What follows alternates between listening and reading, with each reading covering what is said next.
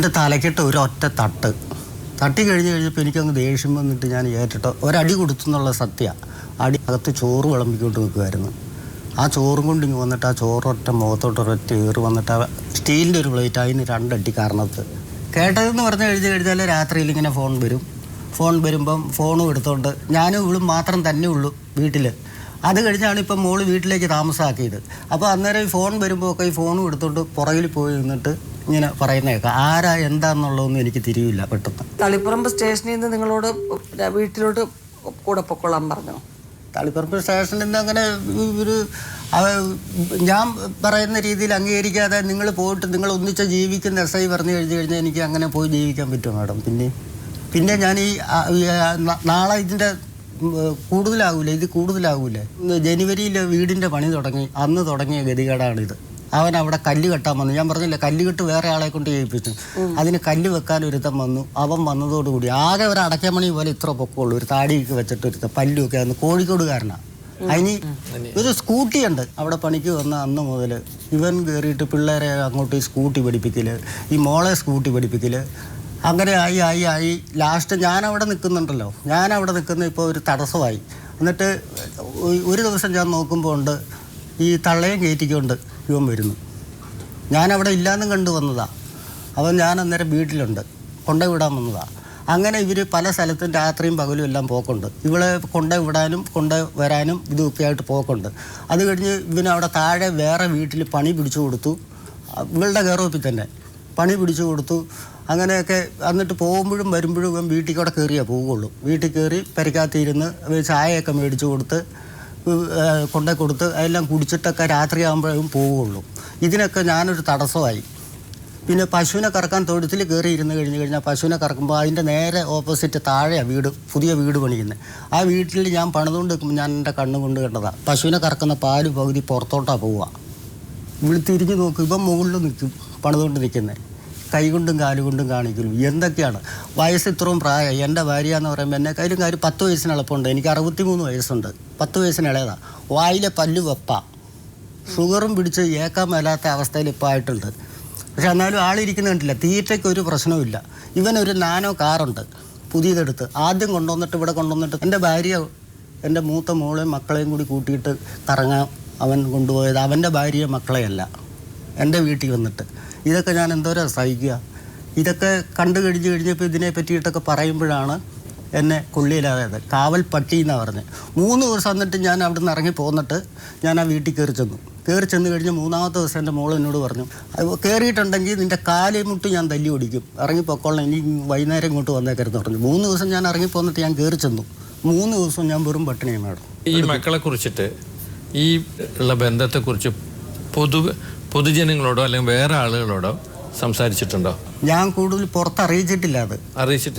പിന്നെ എന്താ അവർക്ക് ഇത്രയും വലിയ ദേഷ്യം വരാൻ നിങ്ങളോട്? ഞാൻ ഒരു തടസ്സം എന്നുള്ളത് പെണ്ണുങ്ങൾക്ക് അറിയാം. അവിടെ ഉള്ളത് മോൾക്കും അതിൽ ചെറിയ കമ്പനിയുണ്ട്. നാട്ടുകാർ കാണുന്നുണ്ട് ഏത് സമയം.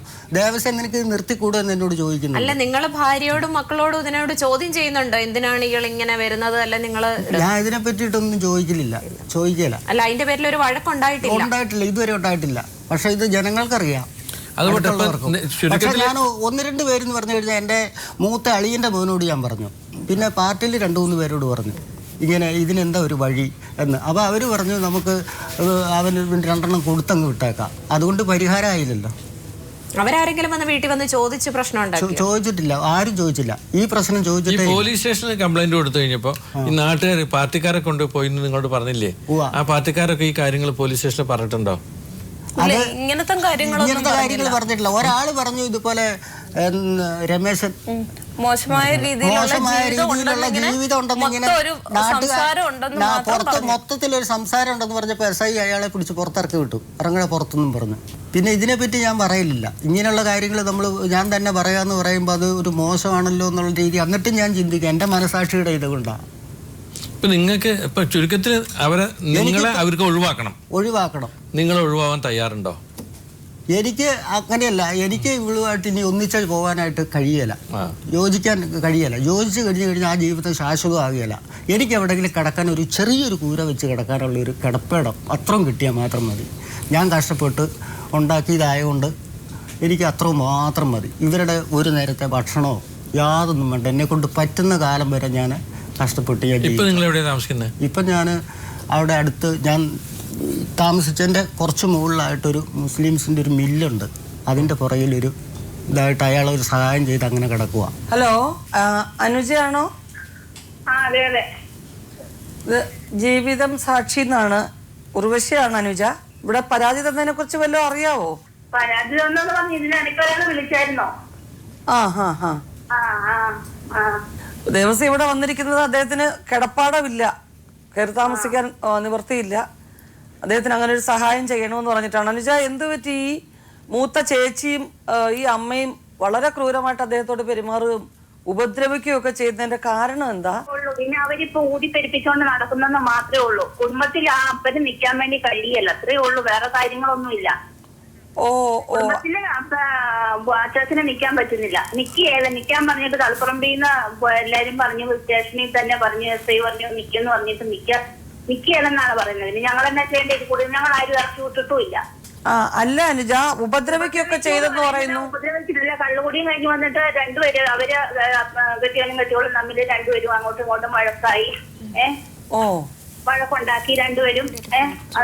അവിടെ അടിച്ചിട്ടുമില്ല, പിടിച്ചിട്ടുമില്ല, കമ്പിപ്പാര കൊണ്ട് അടിച്ചെന്നൊക്കെയാ പരാതി കൊടുത്തേക്കുന്നതെന്ന് പറഞ്ഞു. അങ്ങനെയൊന്നും നടന്നിട്ടുള്ള സംഭവമല്ല.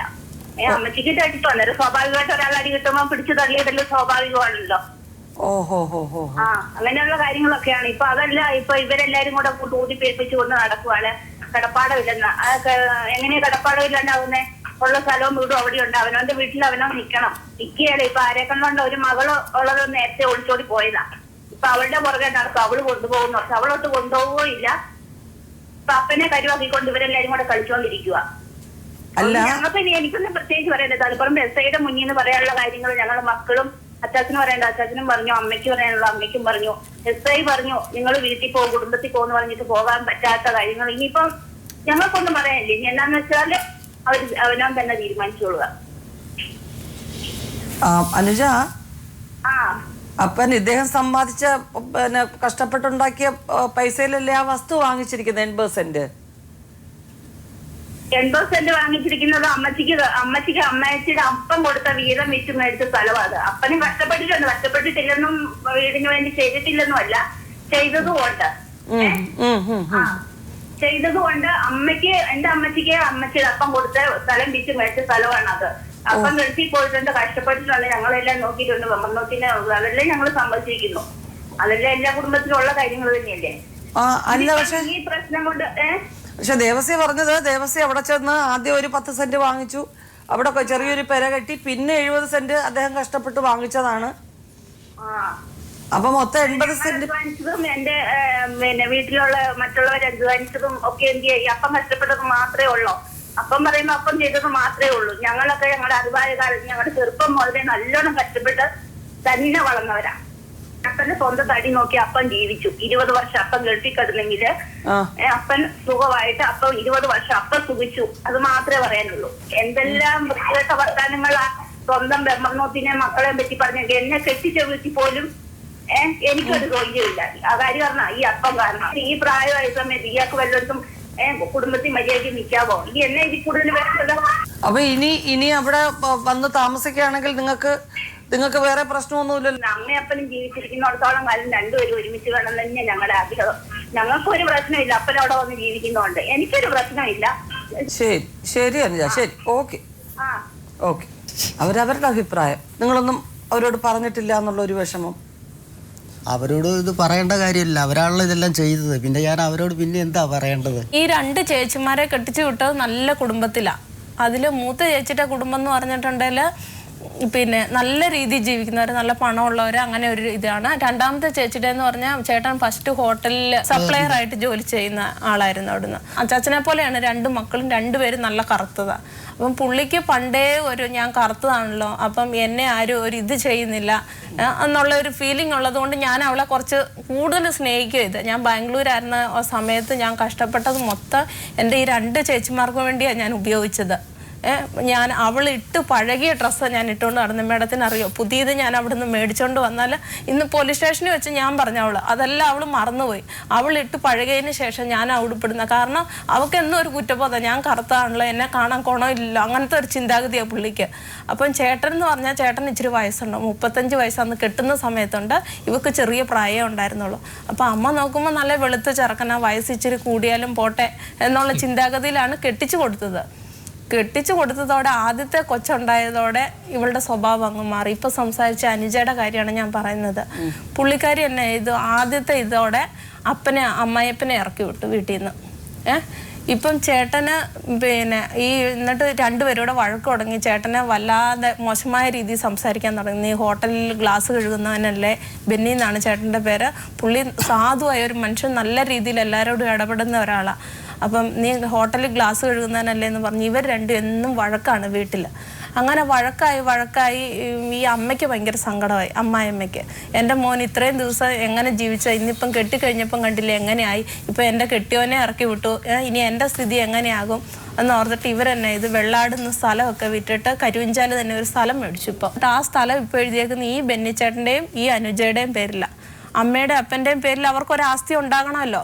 അതുപോലെ ഇവർ വേണ്ട, നിങ്ങൾ രണ്ട് സുഖമായിട്ട് ജീവിച്ചാൽ മതി എന്ന് പറഞ്ഞ് ഈ അമ്മയും അപ്പനും അതിന് പോലും ഒരു എതിർത്ത് വാക്ക് പറഞ്ഞില്ല.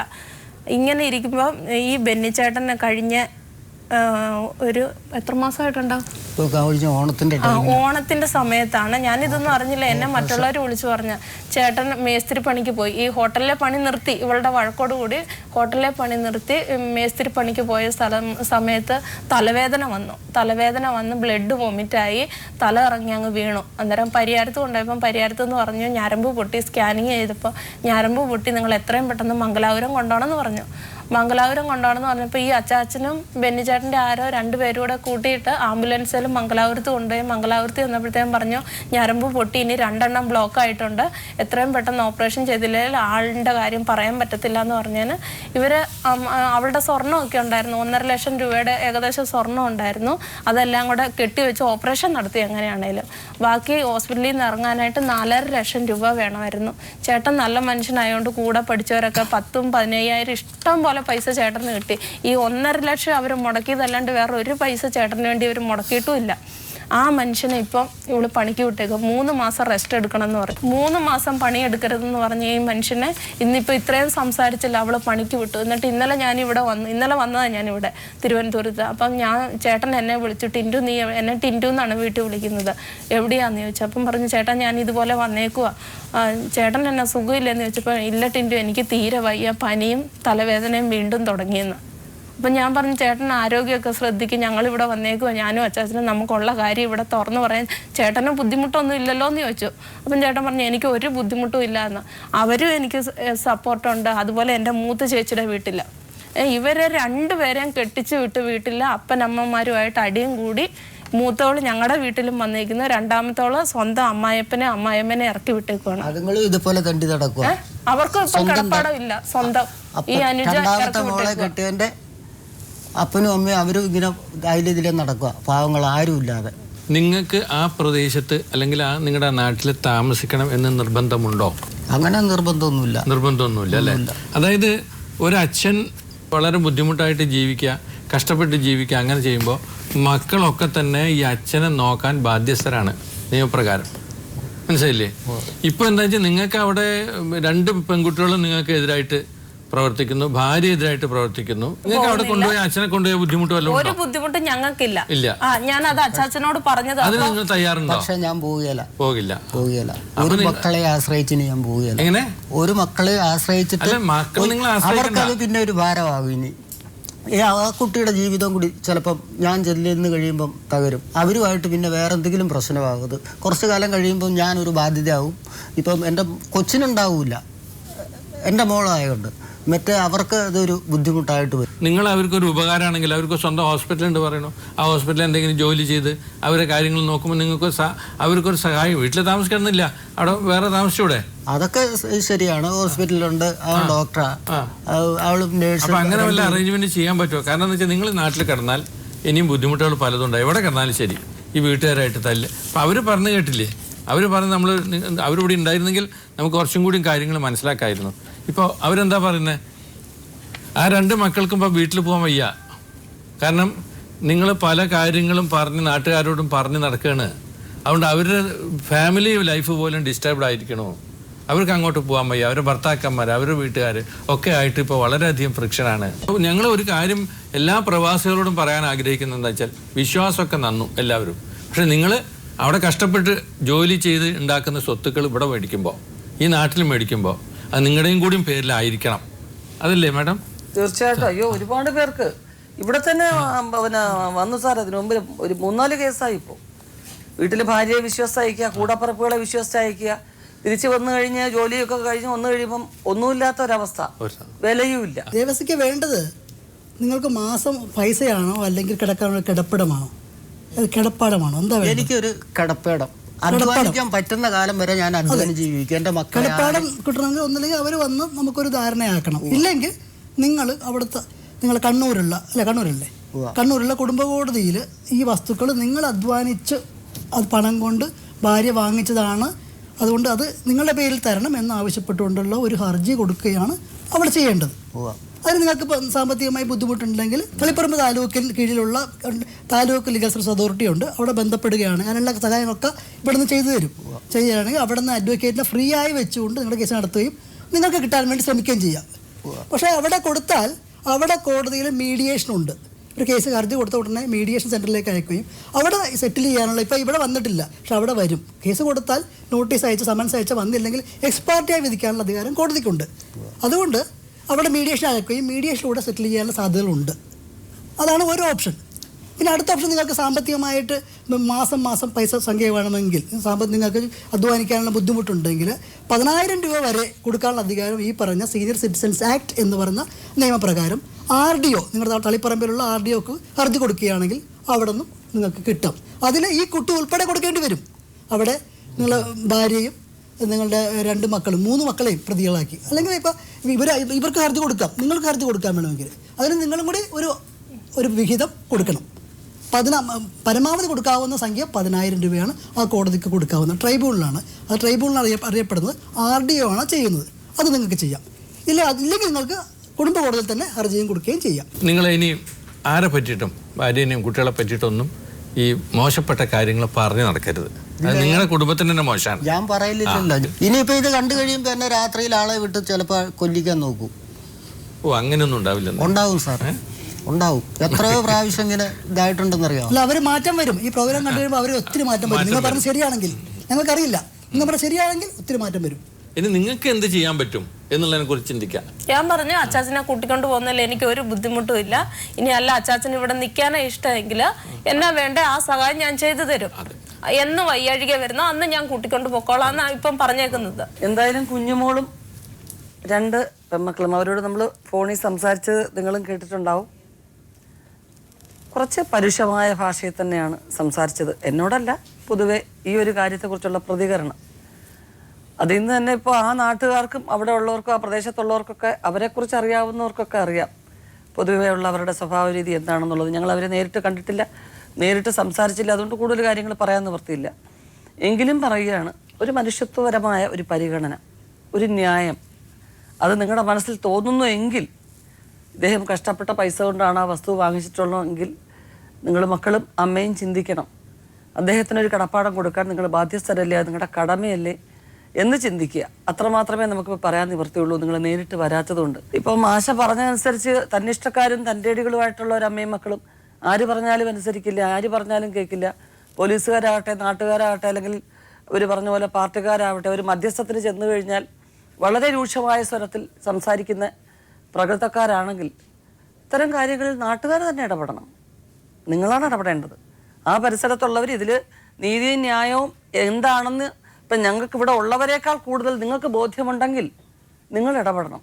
കാരണം ഒരു വയസ്സായ മനുഷ്യനാണെങ്കിൽ ഇനിയും എത്രയോ കാലം കഷ്ടപ്പെടേണ്ടിയിരിക്കുന്നു. അത്രമാത്രമേ ഇപ്പം പറയാനുള്ളൂ. വീണ്ടും കാണാം ജീവിതം സാക്ഷിയിലൂടെ. നമസ്കാരം. താലി ഊരി വെച്ചിട്ടുണ്ട്, അത് മാത്രം വെച്ചിട്ടുണ്ട്. ബാക്കി എല്ലാ സ്വർണ്ണം എടുത്തു. എന്നിട്ട് ലെറ്ററും ഉണ്ട്. എന്നെയും കുഞ്ഞുമക്കളെ 2 നോക്കണം. പ്രവീൺ ആത്മഹത്യ ചെയ്തു, ഞാൻ പോകുന്നു എന്ന് മാത്രമേ എഴുതിയിട്ടുണ്ട്. ആരുടെ കൂടെയാണെന്ന് എന്താണെന്ന് അറിയത്തില്ല. പക്ഷേ ഈ പോയത് ഞാൻ 2 മാസം ഇവരുമായിട്ട് പരിചയമുള്ളൂ. പക്ഷേ അതിനിടക്ക് എന്ത് പറ്റിയെന്ന് എനിക്കറിയത്തില്ല. പക്ഷേ കാണാൻ പറ്റാത്ത പലതും അവരുടെ ആ പയ്യൻ്റെ മൊബൈലാണ് പോലീസുകാർ പിടിച്ച് എനിക്ക് കിട്ടുന്നത്. ആ മൊബൈലിനകത്ത് ഒരു ഭർത്താവ് നിലയിൽ കാണാൻ പറ്റാത്ത എല്ലാ രംഗങ്ങളും ഞാൻ കണ്ടു. എന്നിട്ടും ഈ കുഞ്ഞുങ്ങൾക്ക് രണ്ടാനമ്മയൊക്കെ നല്ലത് ആദ്യത്തെ തന്നെയാണെന്നുള്ളത്.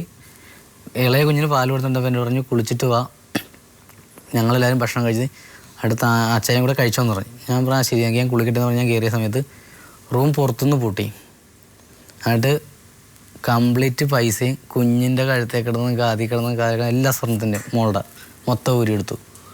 എൻ്റെ മൊബൈൽ, എൻ്റെ പേഴ്സിലുണ്ടായിരുന്ന പൈസയും ഞാൻ വാടകയ്ക്ക് വീടെടുക്കാൻ വെച്ച പൈസയും കംപ്ലീറ്റ് എടുത്തു. പുറത്തുനിന്ന് പൂട്ടിയിട്ട് ആള് പോയി. ജീവിതം സാക്ഷി എന്ന ഈ ലോക് അദാലത്ത് വളരെ സുതാര്യവും പണച്ചിലവില്ലാത്തതുമാണ്. ജീവിതം സാക്ഷിയിൽ പങ്കെടുക്കാൻ ആഗ്രഹിക്കുന്നവർ ഞങ്ങളെ എഴുതി അറിയിക്കുക. ഞങ്ങളുടെ വിലാസം: പ്രൊഡ്യൂസർ, ജീവിതം സാക്ഷി, കൈരളി TV, കൈരളി ടവേഴ്സ്, പാളയം, തിരുവനന്തപുരം. പിൻ 695034. വിളിക്കേണ്ട നമ്പർ 98478220.